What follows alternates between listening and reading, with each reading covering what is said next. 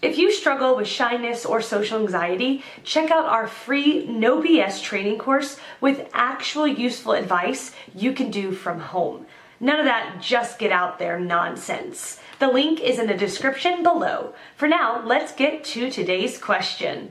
The question, how do I stop feeling inferior to others because I have social anxiety? Answer by Anthony Pierre. I know perfectly what you are saying. It's a vicious cycle. You can hit social anxiety because you feel inferior to others as well. When you feel inferior to others, remind you this. Life is like school. For example, Tom is in 9th, Smith in 10th, and George is in 11th. Tom feels equal to George's although Tom is 2 grades behind George's. Smith doesn't feel superior to Tom nor inferior to George's. They accept that there is nothing about inferior or superior between classmates of different grades. Why? There is a reason why the 3 of them are in different classes. They are unique, different. Each of them are in a different class because of the reason out of their control.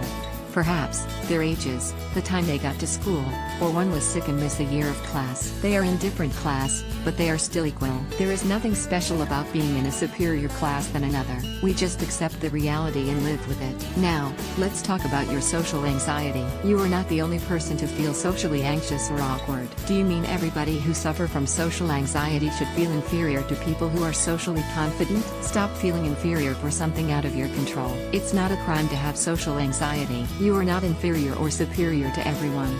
You are not equal to everyone as well. You are different. If you think you are inferior to others because of your social anxiety, do you mean you were born inferior? Nobody is born with social anxiety. It's a learned behavior. You can unlearn it. I know the consequences of social anxiety. You are withdrawn. Maybe, you don't have a boyfriend/girlfriend. In addition, you don't have friends. Maybe you're not even active on the social websites. You live in your room and you feel that you're very miserable. At the same time, you don't want to leave your comfort zone. When you're in a party, you feel tense, uncomfortable, and you feel that you're not in your place. Around people, you're uptight, self-conscious and you feel like you can't control anything. You feel so alone that you think everybody is against you and nobody understands you. You need to change. Change is a word that demands courage, determination, and motivation. You need to figure out how you can get rid of your social anxiety. The best answers from psychotherapists are: learn to breathe correctly, physical exercises to free the serotonin in your brain, cognitive restructuring, change your negative core beliefs to more adequate beliefs. Those 3 answers can help you to loosen up. It's not easy. Change is never easy. You will find difficulties such as laziness or procrastination. A lack of motivation can stop you to change as well because you feel comfortable in your comfort zone. There is something else. Are you sure that you know who you are? Furthermore, are you sure that you are honest with who you are? Do you have the courage to be who you think you are? Do you love yourself? You can't love yourself for what you have.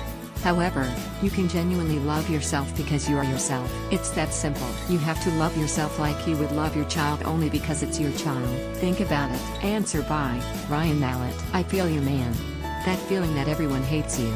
When you never text the same person too often cause you're scared they hate you and will get annoyed. Walking into a room and saying, "I'm the least likable and least talented person here." I might not be completely over it, but I found that the following tips really helped me. They are my own tips from personal experience. Not the cliche tips.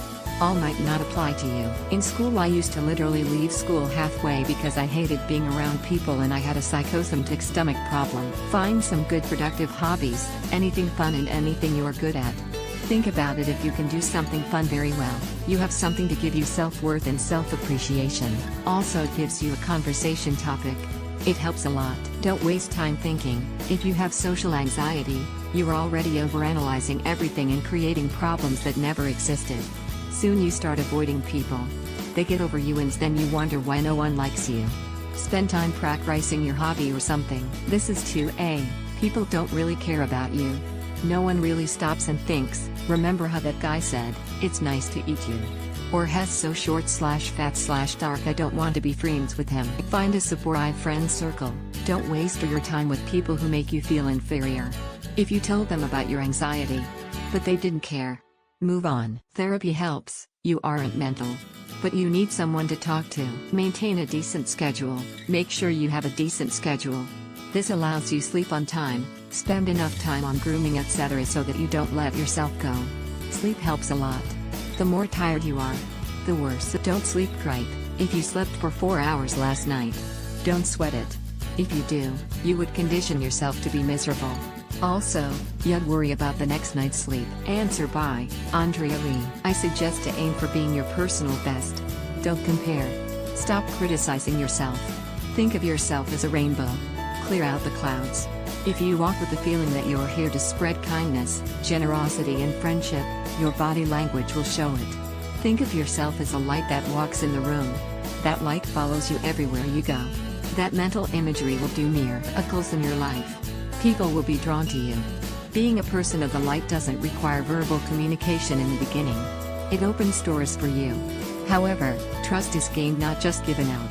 People will ask your opinion out of the blue while you're out and about. There's a positive frequency that people will feel. Being helpful is a great way to break the ice with anybody in any culture.